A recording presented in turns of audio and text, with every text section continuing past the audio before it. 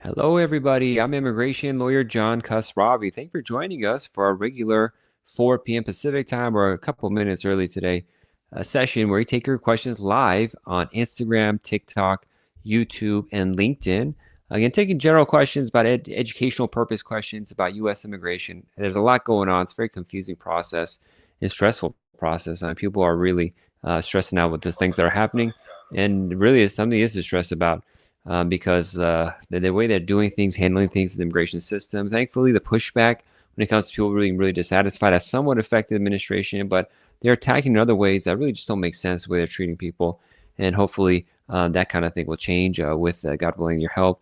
And more reasonable practices come. I'm not saying you don't have enforcement and control of the immigration system, but just kind of thinking it through. The way that's happening right now is just not the way to go. So God willing, cooler heads will prevail, and we'll be able to help people in a proper way, let them do it.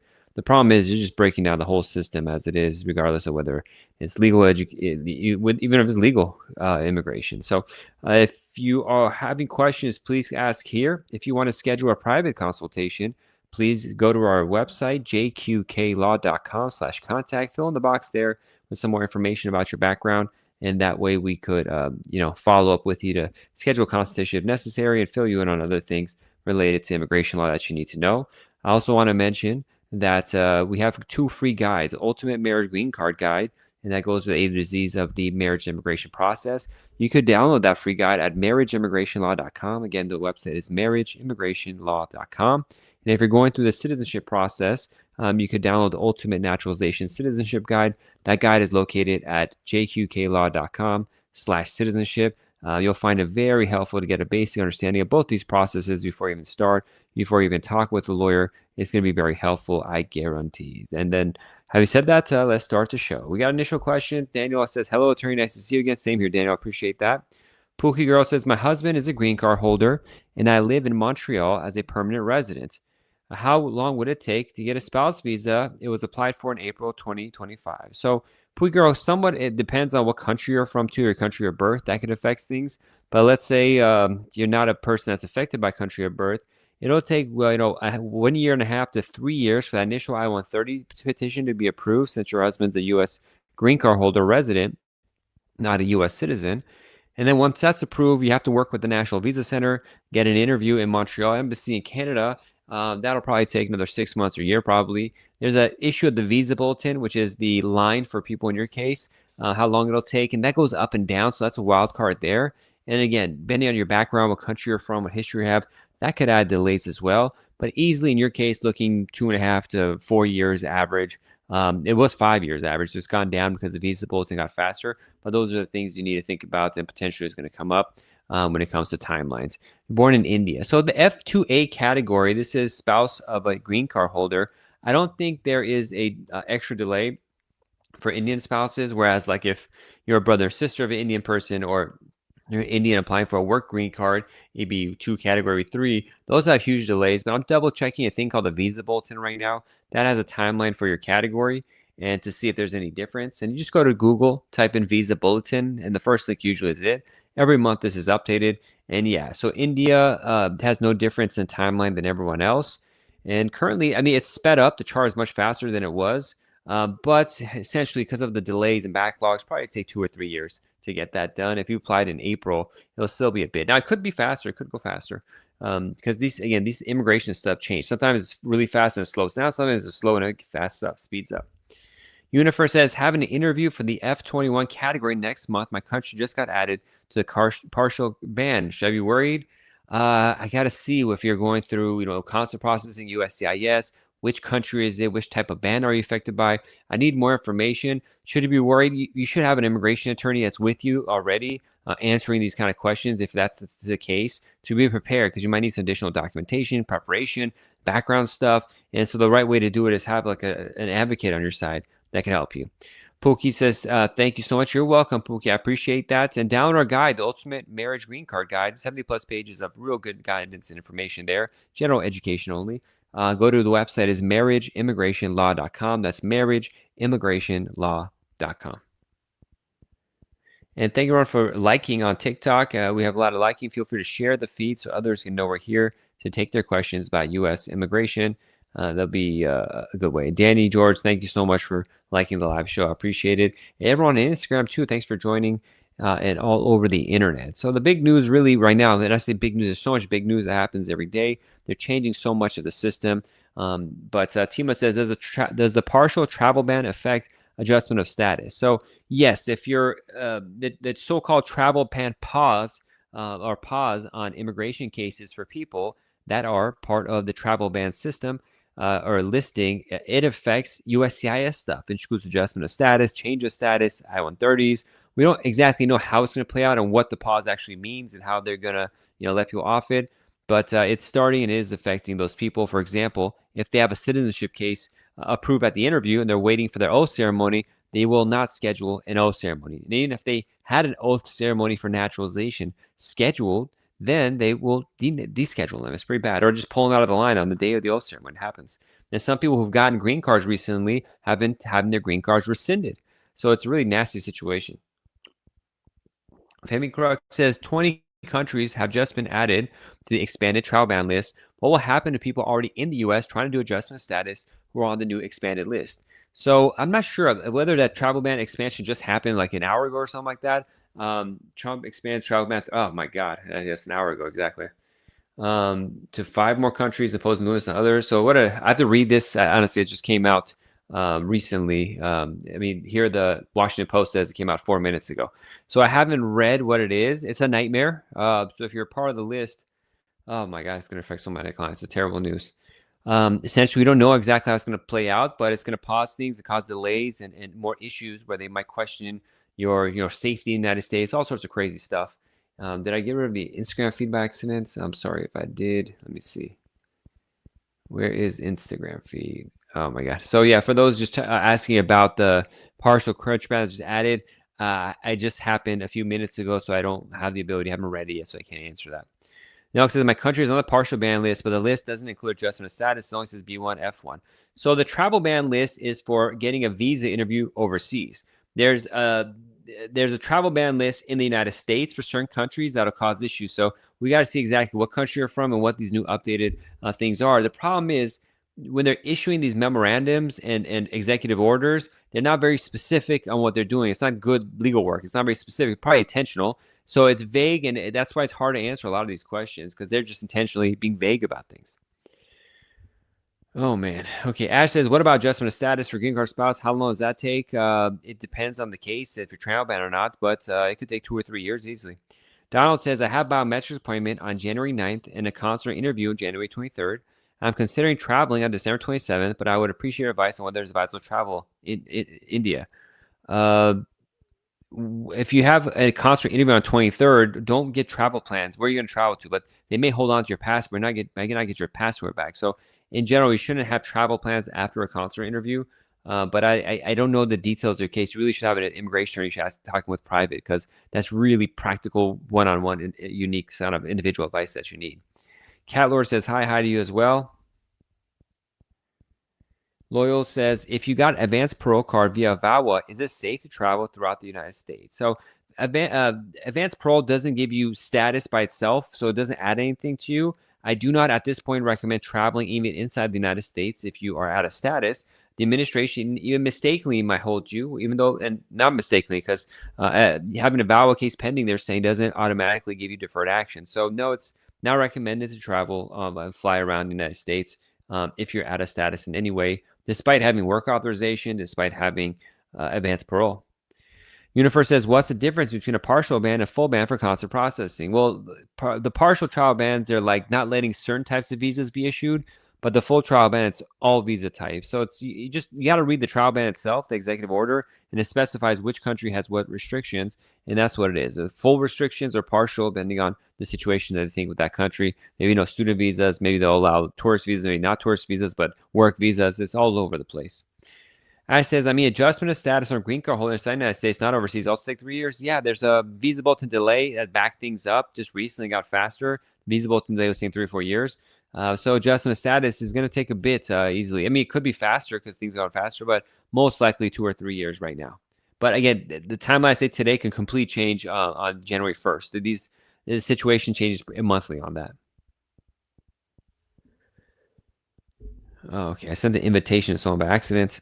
Homebomb says, apart from marrying a U.S. citizen, are there any other options for someone who overstayed a visitor visa to regularize that status? If you overstayed your status, you're limited on what you can do legally, other than maybe filing for asylum, U visa. This is a victim of a serious crime, maybe witness of a serious crime as well, and abused by U.S. citizen child, for example, marriage to U.S. citizen, asylum. I think I might have mentioned cancellation, removal, withholding, this kind of stuff in court.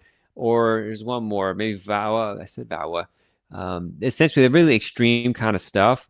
If you're out of status, and even now in the Trump administration, if you have a good case for one of these, they can still detain you and try to deport you despite that. So that's the big picture for that one.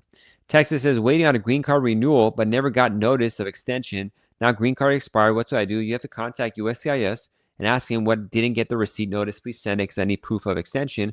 And so a lot of times they won't send it, so you have to get a green card stamp. Say, I need proof of it. I don't have the extension notice. If you're not going to send it, please let me get a green card stamp, an ADIT, an ADIT stamp, or send something. You got to call and talk with them. Nell says, right now options are limited. I have a pending adjustment of status. I'm still in status, but if my status runs out, I get detained. Not necessarily. If you're in San Diego, yeah, but like most places, not yet. If I leave, there's a travel ban and won't be able to come back. This is confusing. Yeah, that's intentional. Now that's intentionally designed to be this way. Now, if you have an adjustment status case pending, I just don't recommend leaving the United States. I don't know if they'll let you back in, but you gotta see, you gotta talk and see what's going on in your unique case. But having said that, it's intentionally made like this to create havoc and distress for people, so they don't even come to the United States. Pookie says, is there any possibility of getting a tourist visa while the petition is pending? There's possibility. People have done it. Usually they won't approve it, but sometimes they do. Catlor says, if I get married in India, how do I apply for a green card for my husband? Well, download our guide, Ultimate Marriage Green Card Guide. MarriageImmigrationLaw.com is the website. MarriageImmigrationLaw.com.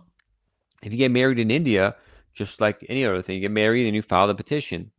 I mean, what is it that's confusing you? Let me know a better question, more pointed question, so I can answer that. Tucker truck driver says, please, can you tell me I'm from Somalia with refugee 2 years ago, then I applied. I don't know what the question is to tell you, so I can't really answer that. AI says, pass N400 last week. Would I still get an oath ceremony? Citizen of Syria. Is Syria still on the travel ban list? I'm not sure. If they are, then they won't approve it. A full security travel ban list. What are the countries on it? Let's see. USCIS, oath ceremony, Iran, travel ban. I can't remember if Syria is still on the list of the countries affected by it. These are countries where they say we don't have enough like security information or afraid of them doing stuff. But where's the list of countries? And I typically deal with Iranian cases. Sometimes maybe Yemen. So I don't deal with Somali cases per se, but they're on the list. But I haven't done a Syrian case in a while, so it hasn't come up to me. But the biggest population are Iranians of that. So okay, I'm pulling it up. This is the BBC.com, it's the first website that came up, and it's not pulling it up. My computer's kind of slow, so it's hard for me. So yeah, you have to look it up. Just look at the travel ban list, the USCIS memo, and answer it there. Caller says, I want to get married in India and apply for a green card for my husband. Want him to live in America. Sorry, bad typing. Okay, are you a U.S. citizen or a green card holder? That becomes an important question. But essentially, you get married, you file a petition, I-130, and you wait for that to get approved. And then you do consular processing, help through the embassy system, and get him to the United States. All shall pass says, please, what does it mean when your asylum application is pending? It means it's pending. They're waiting to have an interview with you, to review it. So if you haven't already, please share this live feed and invite your friends to come in and ask questions. Truck driver says, I applied my green card before 1 year. If you're a Somali, they're going to pause the case. I think you said you're Somali. So yeah, they're not going to approve that case right now for Somalis probably. They're just going to sit on it. I'm not sure what they're going to do. This is just all new made up stuff they're doing. Brian says, I missed a yearly check-in and was out in habeas corpus. Any advice in 3 years? I don't handle those kind of cases, but it's going to be bad news. Mbaki says, I have a temporary I-551 pending I-765. Can I travel? Can you travel? I don't know enough information about you individually to make a recommendation or advising like that. Generally, people can travel with their I-751 pending, but whether you can, I can't answer that question. Charlie says, how long does it take, please? There's no timelines whenever they want to approve it. It could be 3 months. It could be 6 years. I've seen both. Femicrux says, grad student here. My I-20 will expire May 2026, and I likely need to apply for extension. Should USCIS cancel DS? Well, if you already have DS, then they're not gonna. They can't cancel it. This is for new people. I have an approved I-140 for EB2 NIW. Would there be a conflict of dual intent? So not really, because you're not going to be extending it. So that's you continue file for OPT or continue going to a higher level school, and that usually doesn't trigger stuff because again you don't need to do extension because you already have DS. This is for new cases. But we'll have to see how the final rule looks too. That could change things. So Afghan's fully banned for now. I think so. I don't have any Afghan cases, but from recall, like they're all banned essentially.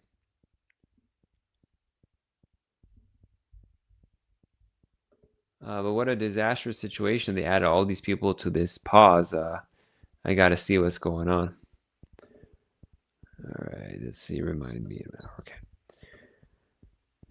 From today's announcement, right? So I haven't read today's announcement. It just happened. So what Afghan's ban was already happened last week after the Thanksgiving issue.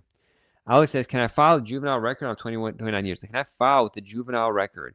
I'm 21 now. Typically, yes, but really, I don't know. You got to see what your record is and what. I mean, if the record is that your national security situation, I don't want to go details of saying that on these online platforms. And no, so Alex, if you got situation, TikTok isn't the place to ask questions. You need to get actual like a lawyer helping you on that. Anytime you have criminal history, arrests and stuff, you need to have the whole record. Talk to a lawyer about it. A lot of times, most of the time, these are when you're a juvenile, the situation is waived because you're under 18. But at the same time, there could be certain exceptions to that. We got to see exactly what happened. And people sometimes say juvenile, but they're 19, and so they could be problematic. Like the crime happened when they were 17, but the court stuff didn't finish. They were 19, and they're in juvenile, but they're not considered. There's all sorts of nuances that have to happen. That requires deep research and discussion to get into that. Really interested in reading what this so-called updated travel ban is, but we started the show.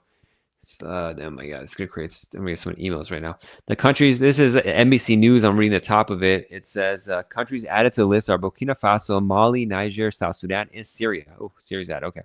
People with Palestinian Authority issued travel documents are also fully restricted from U.S. travel. So I have actually someone like that. They have a green card. I gotta tell them not to travel. Dang, that's hardcore. Anything else added to Iran? Time back clear. So wow. Well, I gotta see what it says. It's terrible news for people in those countries that just try to live an honest life. Canadian citizen Raya says, okay, let's go back to the front. Hello, sir. Never received anything from USCIS other than my estimated time to final decision changed to 11 months. Those timelines for USCIS don't mean anything, so just ignore those. It counted down to 0 a few months ago, but yesterday it just went up 11 months. Canadian citizen born in Iran. Well, Raya, I don't know what kind of case you have, so I can't begin to answer that other than the fact that whatever is listed as estimated times, these are worthless. Don't get. A lot of people regularly come on the show thinking they do anything. Married a U.S. citizen filed I-485 in June 11, 2024. So that case is paused right now. For Iranians, we're not clear what's going to happen. They said they're paused for whatever that means. They're probably going to want additional identity documents from you and prove that you're like not a national security threat, whatever that means. How are you going to show that? But this is also new. There's no answer, but probably your case is paused right now. Braka says, hello, Milo's here. Question, I got approved for M400 based on marriage, and I'm waiting to take an oath now in New York City. Now my wife wants to file for divorce. Should I go through with an oath? So for M400 based on a 3-year marriage, if you look up in the USA's policy manual, it says this. The reason why I reference saying look that up is because sometimes the officers don't know this, but you have to be married and living together at the time you file the form M400. If you separate before that, you can still get the citizenship and oath ceremony as long as your divorce is not finalized by the time of the oath ceremony. So if you're just separated, but you're divorced, or even filed divorce, but the divorce is not finalized, you can still do the oath ceremony. But be prepared, have more evidence of your relationship in case for some reason they want to reopen it and question your marriage relationship being legitimate. You have that documentation available and that evidence available. But that's how the rules work, luckily, in your situation. So potentially you could probably get the oath ceremony as long as, again, the divorce is not finalized, and they'll let you keep it. Let's go back to Instagram, see if we got any questions there. Thank you everyone for joining us on Instagram. Let's go back to TikTok. Alex says, thank you. It's a lot of stuff to it. Yep. Tara says, can someone with pending asylum and no court date travel domestically? If you're out of status, I don't recommend traveling. Ariane says, hi, I'm a green card holder from Afghanistan waiting for my visa interview at Islamabad Embassy. Why would you need a visa interview if you're a green card holder? For my visas interview. I don't. Are you your spouses or what? I'm not sure. And Joe says my son has joined the army, American citizen, 17 years old. I overstayed my visa. Can I apply for anything? If you entered with a visa, once your child is 21, they could apply for your green card. Um, Typically, the what makes a difference for being a military family member is if you didn't enter with the visa, you would do a thing called parole in place that would act like that would, a fiction that allows you to look like you enter lawfully. The government allows it. But having you enter lawfully, having a son in the military, it doesn't make it. It could make a difference in certain rare cases. You got to see what's going on, but generally it'll be around like wait for their 21. Sarah says, when will this pause end? Do you think? We have a president that just wakes up in the morning and makes things up. So whenever he wants it, I have no control or say, and there's no way I could judge what this president wants to do. So it's an impossible question. Ross says, I have like 20 affidavits for good moral character from mostly my wife and family's friend. Is that helpful? Should I submit it with I-130? Right. I don't know the details of your case. I can't advise it, but moral character letters, the friends of family will write anything. So I don't think that helps out, but you just got to wait to see what happens. This is all really new. So no one has an answer. They just made this stuff up last week. Never been done before.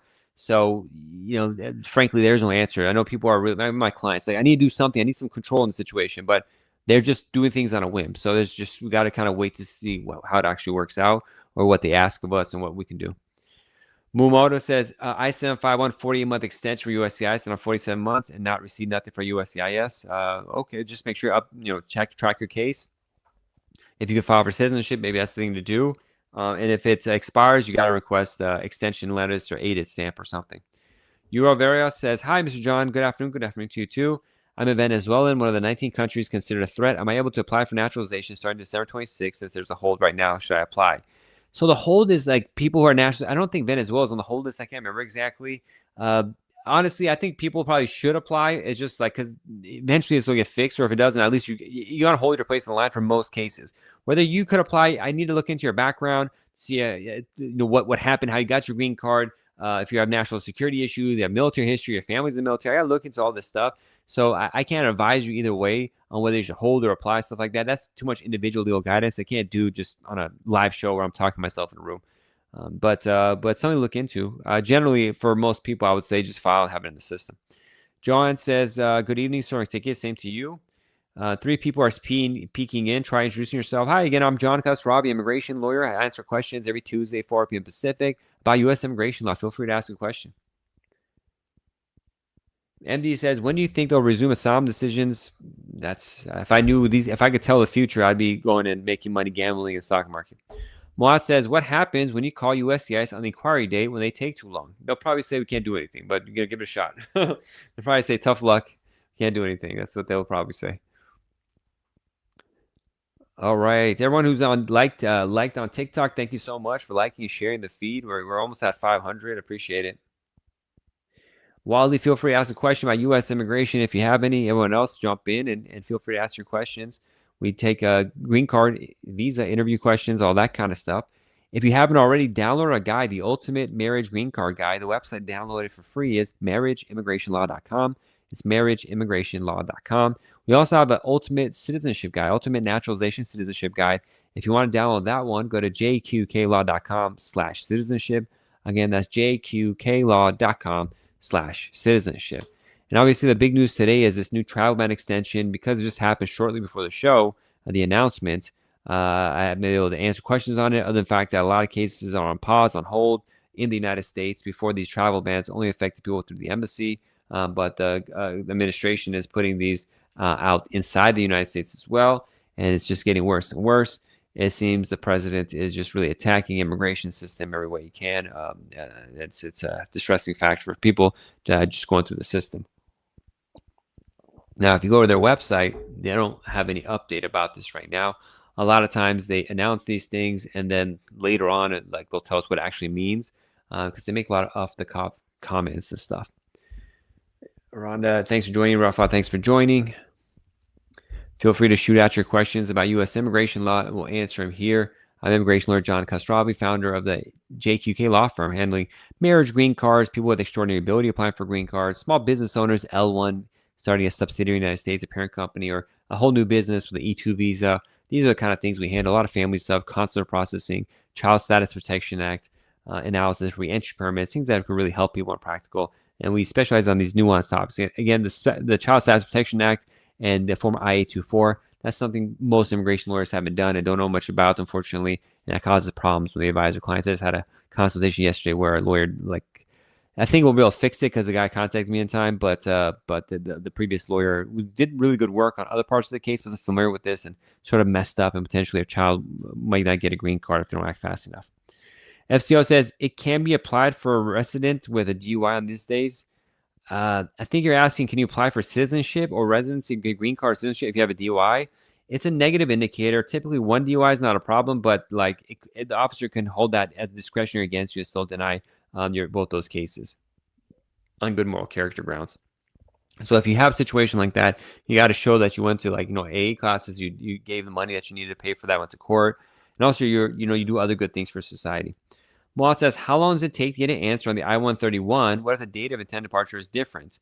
So it depends on what kind of I-131 you have. But if you're saying, for example, a re-entry permit, those are taking 1 to 2 years easily. And the date of departure and stuff, they're pretty flexible. We usually write TBD, meaning to be declared, because we never know when it's going to get approved.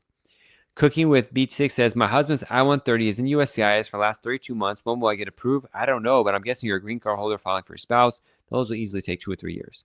Texas Boy says gold visa a viable path. I don't think so because I don't think the president has the power to just make a green card category. Congress has to do that. So inevitably, I think that's in a rational world. I think that would get shot down when people sue on it.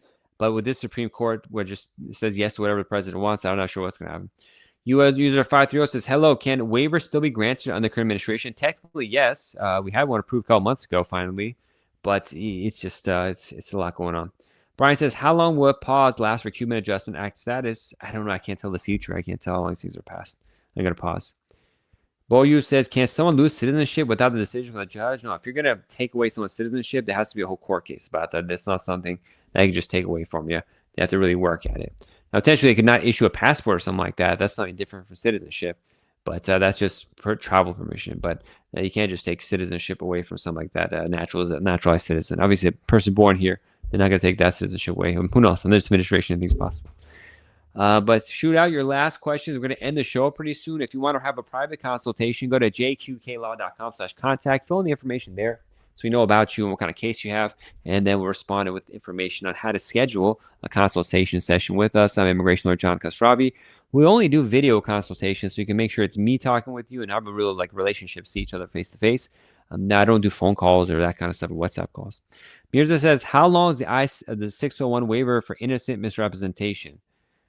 I don't think the innocent part makes a difference for that stuff, but 1 to 4 years, 2 to 4 years, more like it. MD says, what is going on with the green card lottery? Well, they keep saying we're going to make it, and it's not happening. So I don't know what's going to, I don't know.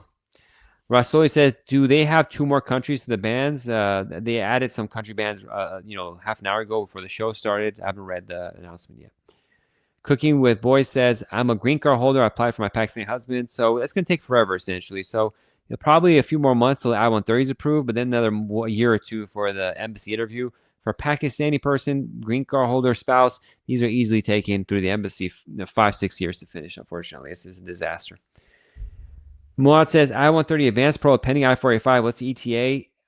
Essentially, none of my cases had the Advanced Pro I-130 approved because the I-485 gets approved so fast that the I-130 just becomes a waste of money. Nothing ever happens. So I don't have an ETA. The green card just gets done first. In all my cases. Now, it might not happen for everybody, but all my cases. User 53 says, thank you. Queen says, how long will pause last? You're asking the wrong person. You have to ask Donald Trump. President Donald Trump will have the answer for you on that. Milo says, question, after I become U.S. citizen, until what age do I need to bring my 3 kids to U.S. so they can get green cards? My kids are in EU with their mother right now. They are 13 and 10.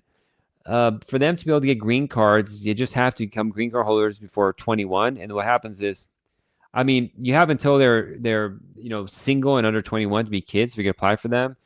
And what I'd recommend doing is get their green cards now, have them come live with you for 6 months, and just get them U.S. citizenship, and just get it done right now. And that's, just have a, semester or a year in the United States and go back, just solve that issue like that, because it's going to be too much playing with fire to try to time it right.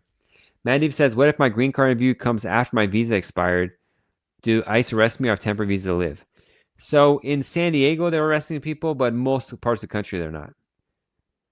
Rasui says, do citizens can't travel to the banned countries? Do citizens can't travel to the banned countries? There's no travel ban against visiting those countries, but, I prefer not to, I don't know. They got to understand immigration. They make things up and they do whatever they want. It's national security. So, it's like there's no law per se, but we have to see what's happening. Texas Boy says, do it ASAP. Yeah. So we have a minute or two left in the show. If you haven't already, please click like on TikTok so we get more attention and get more people asking questions. Faduma Hassan, thanks for joining on the TikTok hour, TikTok half hour. We take your questions live by U.S. Immigration. I'm founder of the JQK Immigration Law Firm, helping married couples, families get green cards, visas, citizenship, naturalization, I-751s, and also EB-1A, extraordinary ability green cards, and L-1, E-2 small investor visas. Virgo says, how long my kids need to stay in the U.S. with me to get citizenship then? So once they come with the green card, there's no exact rule of how long they need to stay with you. The regulations just say they need to reside with you.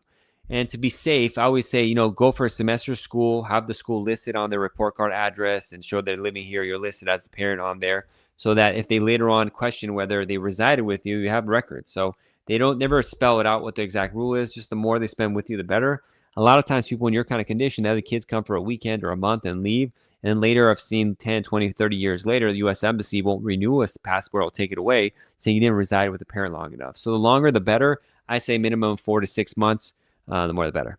See you, user. Good to see you. Good afternoon as well. Mandeep says, do you accept the case for I-75 on waiver with abuse to remove conditional green card? I don't accept every case. I need to talk with you to see if I accept you as a client, depending on your evidence, your documents, what you need, and also whether frankly we get along. So if sometimes it's rare, but I've had consultation people where they're just like yelling for no reason, screaming, and they're not rational and stuff like that. I'm like, I don't want this client.